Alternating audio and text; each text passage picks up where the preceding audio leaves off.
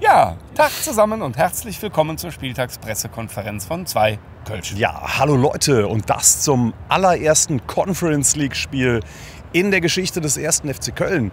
Und auf wen treffen wir? Es ist der Fehérvár FC aus Ungarn. Aber bevor wir über die sprechen, sprechen wir erstmal über unsere eigene Truppe. Und ihr seht, wir stehen hier vor dem Schokoladenmuseum in Köln. Und das hat natürlich einen ganz bestimmten Grund, denn so wie wir uns präsentieren, diese geile Mannschaft in den ersten beiden Spielen der Saison, das ist die absolute Schokoladenseite und dem tragen wir Rechnung. Auch bei der Location. Ja, logisch, deswegen stehen wir am Schokoladenmuseum. Ne? Und jeder, der gedacht hat, dass wir schlecht in die Saison starten oder vielleicht Schwierigkeiten kriegen, weil wir auch häufiger mal Sonntag spielen und dann der Musik hinterherlaufen, der hat sich geirrt. Und ich muss sagen, ich war selber skeptisch, aber ich bin völlig begeistert. Der FC zeigt die Schokoladenseite und zwar die Mannschaft und der Verein selber auch. Also grandios. Und das ist ja überhaupt keine Selbstverständlichkeit nach so einer Sommerpause. Nee. Ne? Also da gibt es andere Mannschaften, die sind deutlich schlechter gestartet. Wenn ich mir zum Beispiel mal das Tabellenende angucke. Ja. Und da tummelt sich doch die eine oder andere Mannschaft, die vielleicht selbst gar nicht damit gerechnet hat. Ne? Ja, die spielen wohl nicht so, wie sie sich vorgenommen haben, würde ich sagen. Ne? Nee, überhaupt nicht. Wir hingegen, wir spielen, Ja, als hätten wir schon die ganze Saison einen mehr. ganz genau. Ja, und hoffentlich wird das auch so gegen die Ungarn. Und dann reden wir doch mal über die. Ja. Das ist eine Mannschaft, die vielen total unbekannt war. Wir kennen die aus den 80er Jahren. Also aus einer Zeit, als der FC international wirklich so eine richtige Bank war. Also UEFA-Pokal war für uns die selbstverständlichste Sache der Welt. Und nicht nur das, sondern wir sind in der Regel auch weit gekommen. Und 84, 85 sind wir ausgeschieden im Viertelfinale gegen Inter Mailand. Da haben wir auch gespielt mit einem Mann mehr, ab der 9. Minute. Hat uns aber nichts genutzt. Damals, wir haben das Spiel 3:1 verloren, sind ausgeschieden. Und wer hat den UEFA-Pokal gewonnen in diesem Jahr? Das war Real Madrid im Endspiel gegen Szekes Fehérvár, also gegen unseren Gegner jetzt in der Conference League. Und ein Jahr später haben wir dann auch das Finale erreicht im UEFA-Pokal 85, 86, auch gegen Real Madrid im Übrigen. Also da sieht man schon, wer damals in Europa die Musik gemacht hat. Das waren wir, Real Madrid, und Fehérvár gehörte auch dazu. Bei denen hat sich das eine oder andere aber verändert. Ne? Also die haben jetzt, glaube ich, einen Kader von 20 Millionen wert insgesamt. Also das zeigt jetzt, dass sie nicht mehr im ganz obersten Regal spielen, ne? Sondern ich mal vergleichsweise wahrscheinlich mit irgendwie Tabellenmitte, zweite Liga. Und für alle, die sich wundern, warum sie von denen noch nie gehört haben, die haben in ihrer gesamten Vereinsgeschichte ungefähr 18 Mal den Namen gewechselt. Ne? Stimmt. Videoton. Das ist auch schon schräg, ja. Ja, stimmt. Videoton hießen die mal und haben wir auch Videoton. Also sowas Ähnliches, was wir hier machen. Genau, ne? Übrigens fängt es hier gerade jetzt ein bisschen an zu tröpfeln.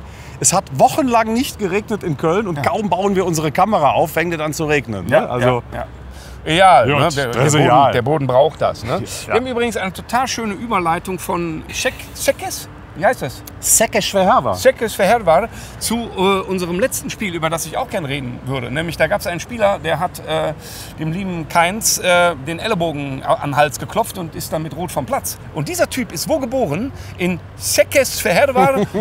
Unglaublich, ne? Und hat da auch gespielt in Fehérvár. Ja. Ist dann nach Salzburg und komischerweise, ich glaube, als der erste und einzige Spieler überhaupt von Salzburg aus dann nach Leipzig. Ne? Naja, also wir wollen Leipzig in dieser PK eigentlich nicht so wirklich viel Raum einräumen. Aber bitte Raum.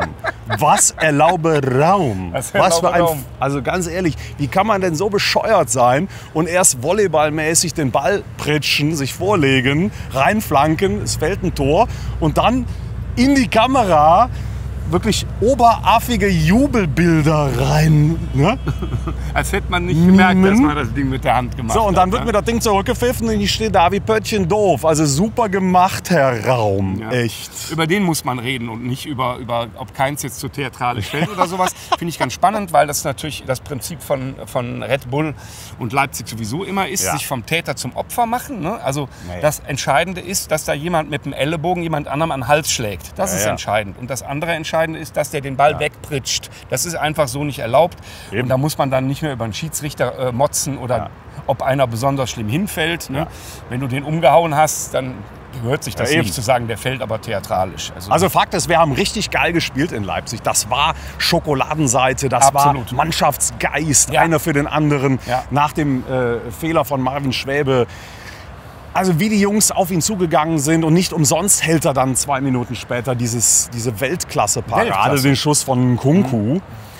Und schon ähnlich wie gegen Schalke, wieder heult der Gegner nachher in einer wirklich penetranten und peinlichen Art und Weise rum. Timo Werner, Nkunku, wirklich alles nur am Rumflennen. Tedesco, also ich würde mich schämen als Leipzig-Fan, Ja, echt. und ich bin stolz, weil weißt du, wer nicht geflennt hat, obwohl wir Modest nicht mitnehmen konnten nach Leipzig und auch nicht nach Europa, da hat keiner geflennt, sondern ich finde, Ja. dass die Mannschaft und der ganze Verein da grandios mit umgegangen ist, hat das komplett super wegmoderiert. Keiner Ja. ist böse auf den Jungen, das kommt noch dazu. Es Ja. gibt kein böses Blut, was da übrig bleibt.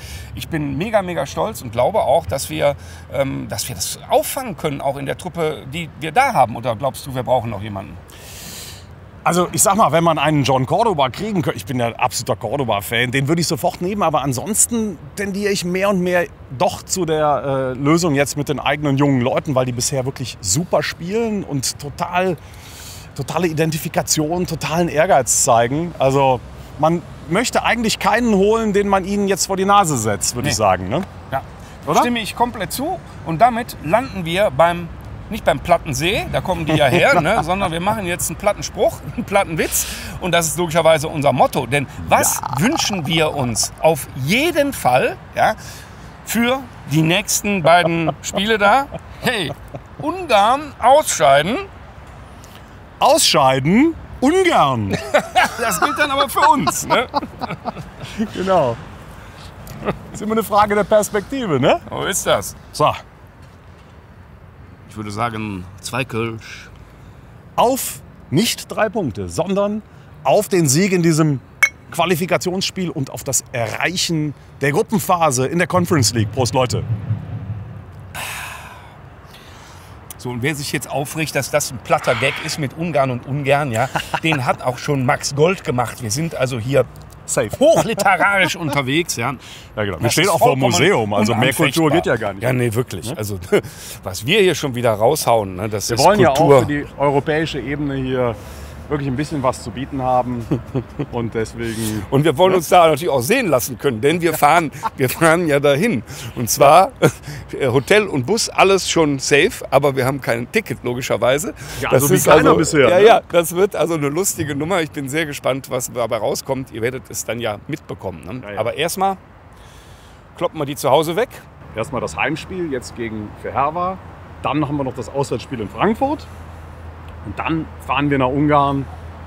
Und wenn wir dann immer noch Dritter in der Tabelle sind, in der Liga und die nächste Runde erreicht haben, Ja, die Hoffnung ist natürlich, das hast du so schön gesagt, wenn wir die jetzt wirklich deutlich schlagen sollten am Donnerstag, dann gibt es eine Kaffeefahrt nach Ungarn. Das wäre natürlich, wenn man da so völlig entspannt hinfahren könnte, das wäre natürlich ganz, ganz groß. ja, auf der einen Seite will man natürlich schon so ein bisschen sportlichen Reiz noch haben, aber es wäre ja ein Luxusproblem, wenn wir da mit einem 4:0-Sieg hinfahren und nur noch feiern dürften. Würden wir auch nehmen. Ne? Würden wir nehmen. Ich würde mal sagen. Prost, Leute. Zum Wohl. Bis demnächst. Egeshegedre heißt das, wenn ich das richtig weiß, ne? In Ungarn. Egeshegedre.